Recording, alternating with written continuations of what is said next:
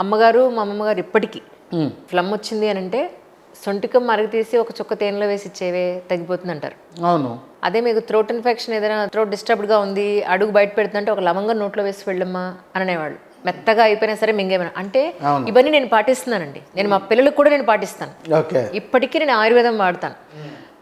ఎప్పుడంటే పిల్లలకు 1 year ఉన్నప్పటి నుంచి వాళ్ళకి జలుబు దగ్గు ఫ్లమ్ము ఏదొచ్చినా అంటే ఈ ఎస్పెషల్లీ రెస్పిరేటరీకి సంబంధించిన ఇష్యూస్ ఏదైనా వచ్చినప్పుడు అవునండి. యాక్చువల్లీ వాళ్ళకి పిల్లలంటే ఇప్పుడు టీనేజ్కి వచ్చేసారు కాబట్టి ఇప్పుడు నేను అసలు వాడాల్సిన అవసరం లేకపోయింది. లక్ష్మీ విలాస రసం, మహాలక్ష్మి విలాస రసం, అవును.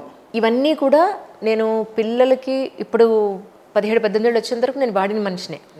సో ఆయుర్వేదం మీద నాకు చాలా రెస్పెక్ట్ ఉంది, నమ్మకం ఉంది. మీరు తులసి తీసుకొచ్చి వాడితే ఎవరికి ట్యాక్స్ కట్టట్లేదు, ఎవరికి ఇన్కమ్ లేదు, ఎవరికి మార్జిన్స్ లేవు, ఎవరికి డిస్కౌంట్స్ లేవు, ఏమీ లేవు. అందుకని ప్రమోట్ చేయరు. అందుకనే ఆయుర్వేదం ఇలా వెనకబడింది. అది అంతకంటే ఇంకేం లేదండి. నిజం.